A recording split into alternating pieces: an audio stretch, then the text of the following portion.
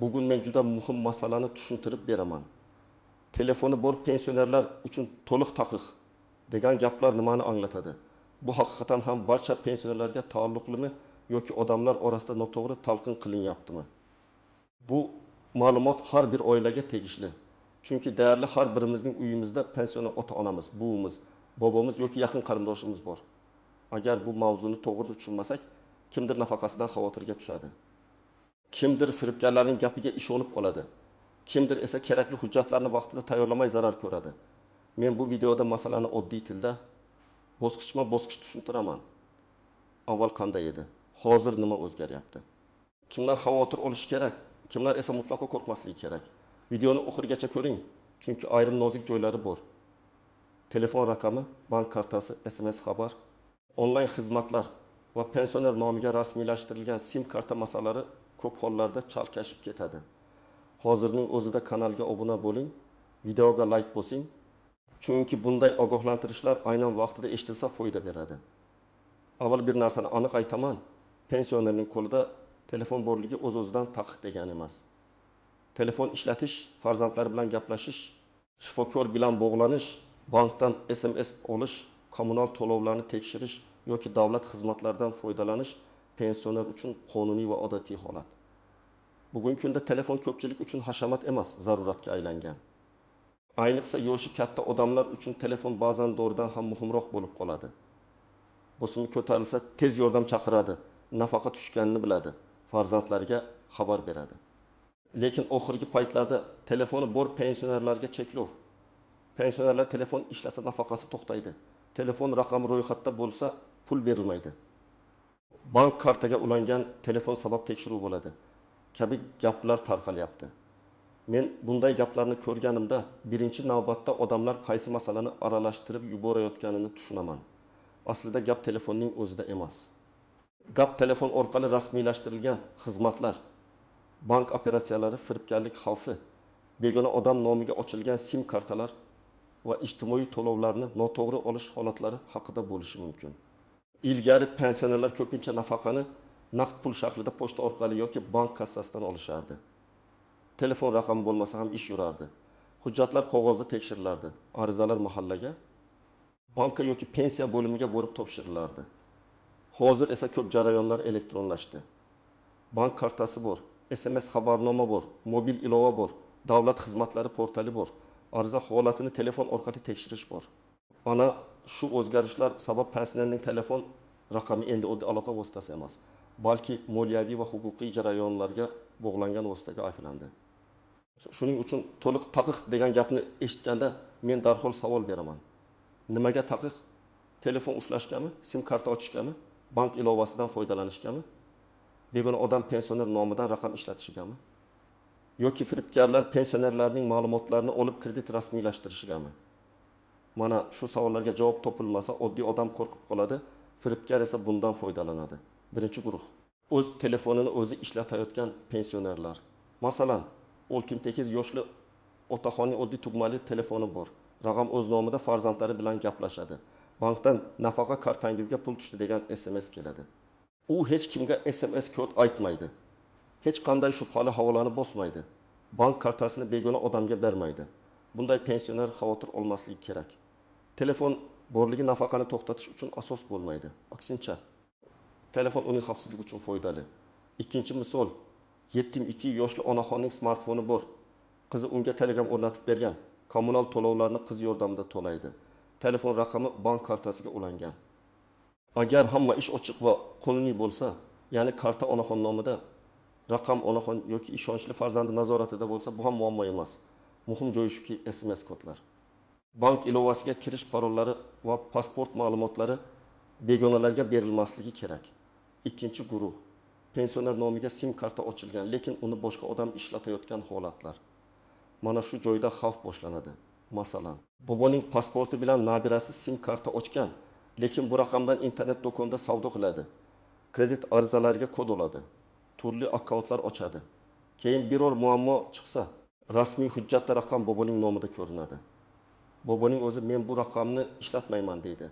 Lekin tizimda javobgarlik savoli paydo bo'ladi. Telefon borligi emas, Begona odamning pensioner nomidan foydalanishi muammo bo'ladi. 3-guruh firibgarlarga aldanib qolishi mumkin bo'lgan pensionerlar. Masalan, kimdir telefon qilib, "Men bank xodimiman, kartangiz bloklanadi. Hozir SMS kodini ayting" deydi. Yoki nafaqangiz oshishi uchun telefoningizga kelgan kodni ayting deydi. Yoki sizga kompensatsiya pul tushadi, karta raqamingizni va amal qilish muddatini yuboring deydi. Mana shu holatlarda pensioner telefon ishlatgani uchun emas, telefon orqali firibgarga ma'lumot bergani uchun zarar ko'radi. 1 daqiqalik ishonuvchanlik bilan 2 million, 5 million, hatto 10 million so'm pul yo'qotganlar bor. Men amaliyotda ko'p ko'rganman. Odam bankka borganda pul allaqachon yechib olingan bo'ladi. Keyin isbotlash juda qiyinlashadi. 4-guruh ijtimoiy yordam, subsidiya yoki boshqa to'lov olayotgan pensionerlar. Bu yerda ham telefon masalasi noto'g'ri tushuniladi. Ayrim yordam turlarida oilaning daromadi, mol-mulki, bankdagi aylanmasi, doimiy yashash holati tekshiriladi. Telefon raqami yoki telefon apparati borligi asosiy mezon emas. Lekin telefon raqamiga ulangan bank kartada katta pul aylanmalari bo'lsa, masalan bir oyda 30 million so'm kirib chiqsa, tizim savol berishi mumkin. Bu pul kimniki? Pensionerning daromadimi? Farzandlarning biznes pulimi?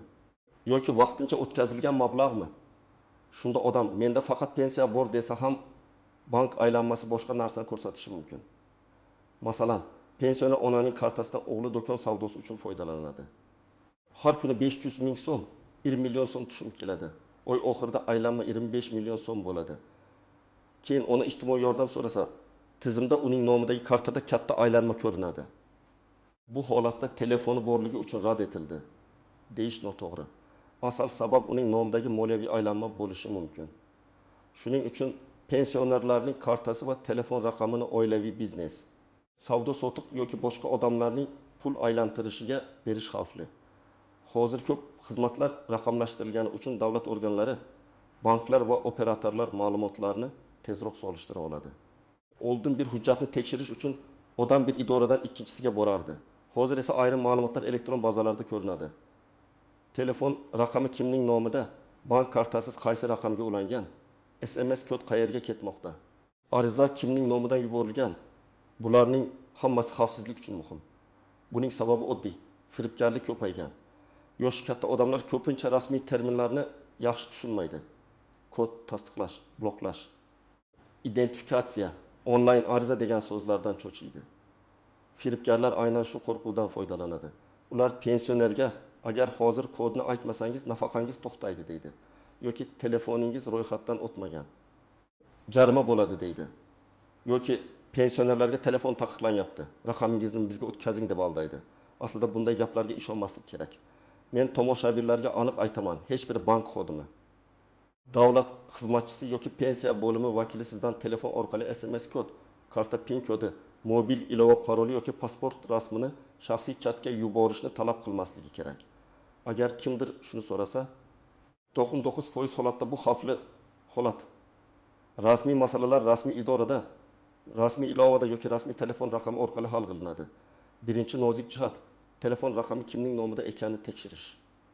Ko'p oilalarda otamning pasportiga ochilgan raqamni men ishlatyapman yoki buvimning nomidagi raqamni nevarasi olib yuribdi degan holatlar bor. Odamlar buni oddiy narsa deb o'ylaydi. Lekin bugungi kunda telefon raqami bank, kredit, onlayn savdo, ijtimoiy tarmoq, davlat xizmatlari uchun kalit vazifasini bajaradi.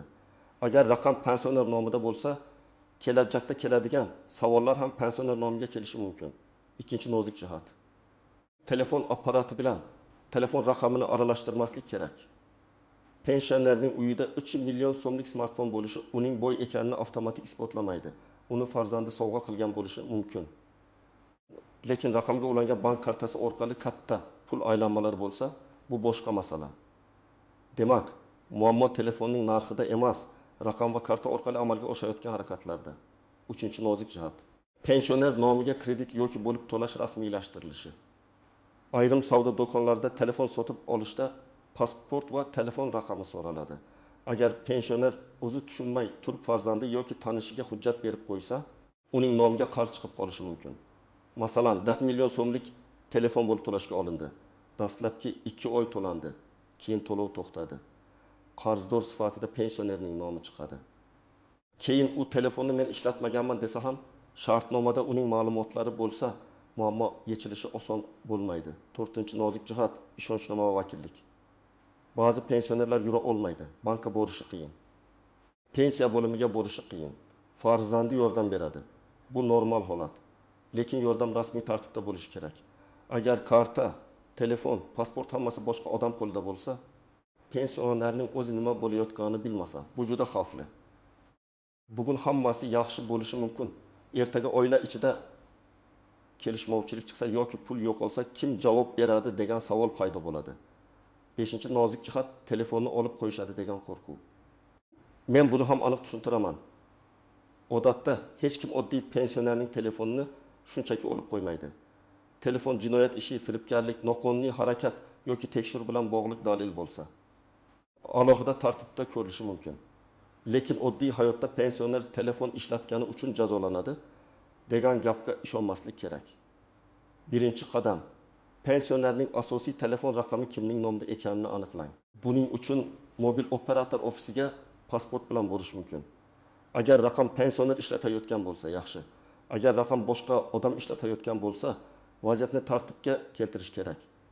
Kerak bo'lsa, raqam egasini o'zgartirish yoki har bir odam o'z nomiga alohida raqam olish masalasini ko'rib chiqing. Ikkinchi qadam, pensionerning bank kartasiga qaysi telefon raqami ulanganini tekshiring. Bankka boring yoki bankning rasmiy kol markaziga qo'ng'iroq qiling. Eng yaxshi holat pensionerning kartasiga u o'zi nazorat qiladigan raqam ulangan bo'lsin. Agar pensioner smartfondan foydalana olmasa, farzandi yordam berishi mumkin, lekin SMS kod va parolar tartibli saqlanishi begonalarga aytilmasligi shart. 3-qadam, SMS kod bo'yicha qat'iy qoida kiriting. Uyda hamma bilsin, SMS kod hech kimga aytilmaydi. Bankman deganga ham, pensiya bo'limidanman deganga ham, mahalladanman deganga ham, operator xodimiman deganga ham telefon orqali aytilmaydi. Agar kimdir shoshiltirsa, qo'rqitsa, hozir aytmasangiz pulingiz ketadi desa, darhol suhbatni to'xtating. Keyin bankning rasmiy raqamiga o'zingiz qo'ng'iroq qiling. 4-qadam, pensioner nomidagi kartadan boshqa odamlarning katta pul aylanmalarini o'tkazmang. Farzand biznes qilsa o'z kartasi, o'z hisob varag'i, o'z telefon raqami bilan ishlasin. Pensioner kartasi pensiya, shaxsiy xarajat, dori-darmon, kommunal to'lovlar uchun ishlatilgani ma'qul. Chunki ertaga ijtimoiy yordam, subsidiya yoki boshqa tekshiruv bo'lsa, begona aylanmalar muammo tug'dirishi mumkin. 5-qadam, hujjatlarni tartibga keltiring. Pensionerning pasporti yoki ID kartasi, pensiya guvohnomasi yoki pensiya bo'yicha ma'lumotlari, bank kartasi rekvizitlari, telefon raqami shartnomasi, agar vakil orqali ish qilinsa ishonchnoma kabi hujjatlar alohida papkada tursin. Agar biror ariza yozish kerak bo'lsa, arizada quyidagilar aniq yozilsin. Pensionerning FI pasport ma'lumotlari, yashash manzili, telefon raqami, muammo mazmuni, so'ralayotgan harakat. Masalan, mening nomimga rasmiylashtirilgan telefon raqamlar ro'yxatini tekshirib berishingizni so'rayman yoki bank kartamga ulangan telefon raqamini yangilab berishingizni so'rayman. 6-qadam, agar firibgarlik bo'lgan bo'lsa, vaqtni yo'qotmang. Birinchi navbatda bankka qo'ng'iroq qilib kartani bloklang. Keyin bank filialiga boring va yozma ariza qoldiring. Undan keyin ichki ishlar organlariga murojaat qiling. Telefoningizda kelgan SMS, qo'ng'iroq raqami, yozishmalar, pul yechilgan vaqt, summa, bank bildirishnomasi hammasini saqlab qo'ying. Masalan, 3 million so'm yechilgan bo'lsa, taxminan kecha demang, aniq vaqtni yozing. Qaysi kuni, soat nechada, qaysi karta, qaysi operatsiya. Aniqlik sizning foydangizga ishlaydi. 7-qadam, yoshi katta insonlarga telefon bo'yicha kichik qo'yda yozib bering. Masalan, qog'ozga shunday deb yozib, telefon yoniga qo'yish mumkin. SMS kodni hech kimga aytmayman. Karta raqamini begonalarga bermayman. Shubhali qo'ng'iroq bo'lsa, avval farzandimga qo'ng'iroq qilaman. Bank xodimi parol so'ramaydi. Bu oddiy ko'rinadi, lekin amalda juda foydali. Chunki firibgarlar odamni qo'rqitib, tez qaror qildirishga urinadi. Oldindan yozilgan qo'yda esa pensionerni to'xtatib qoladi. 8-qadam, pensionerning telefonda keraksiz ilovalarni kamaytiring. Agar onaxon yoki otaxon smartfon ishlatsa, faqat kerakli ilovalar qo'ysin. Telefon, SMS, bank ilovasi kerak bo'lsa, Telegram yoki WhatsApp, tez yordam raqamlari, shubhali kredit ilovalari, noma'lum reklama ilovalari, tez pul Bonus, sovrin degan ilovalar o'chirilsin. Telefon ekraniga bank kartasi rasmi, pasport rasmi yoki parollarni saqlab qo'ymaslik kerak. 9-qadam, rasmiy manbadan tekshirish odatini o'rgating. İnternetda yoki qo'shnidan eshitilgan har bir gapga ishonish kerak emas. Agar pensionerlarga telefon taqiqlanadi degan xabar chiqsa, avval rasmiy idora e'lonlarini tekshirish kerak. Pensiya masalasi bo'lsa, pensiya jamg'armasi yoki tegishli davlat idorasi. Bank masalasi bo'lsa, bankning rasmiy sayti yoki kol markazi. Sim karta masalasi bo'lsa, mobil operatorning rasmiy ofisi. Rasmiy bo'lmagan kanallardagi vahimali sarlavhalar ko'pincha odamlarni qo'rqitish uchun yoziladi. Demak, men aytmoqchi bo'lgan asosiy fikr shuki, pensionerda telefon borligi o'z-o'zidan taqiq ham emas. Nafaqani to'xtatish uchun asos ham emas. Muammo telefonning o'zida emas, undan qanday foydalanilayotganida.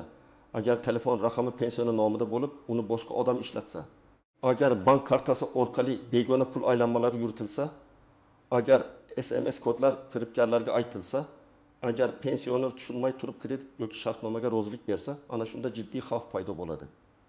Shuning uchun bugunoq yaqinlaringizning telefon raqami, bank kartasi, SMS xabarnomasi va hujjatlarni tekshirib chiqing. Bu ish ko'p vaqt olmaydi, lekin katta muammolarning oldini oladi. Ayniqsa yoshi katta ota-onangizga oddiy qilib tushuntiring. Hech kimga kod aytmasin, kartasini bermasin, shubhali qo'ng'iroqda qo'rqmasin, avval siz bilan maslahatlashsin. Sizningcha pensionerlar uchun telefon xavfsizligini oshirishda eng katta muammo nima? Firibgar qo'ng'iroqlarmi, bank kartalarimi, sim karta boshqa odam nomida bo'lishimi yoki odamlarning rasmiy ma'lumotini kech bilishimi? Fikringizni kommentariyada yozing.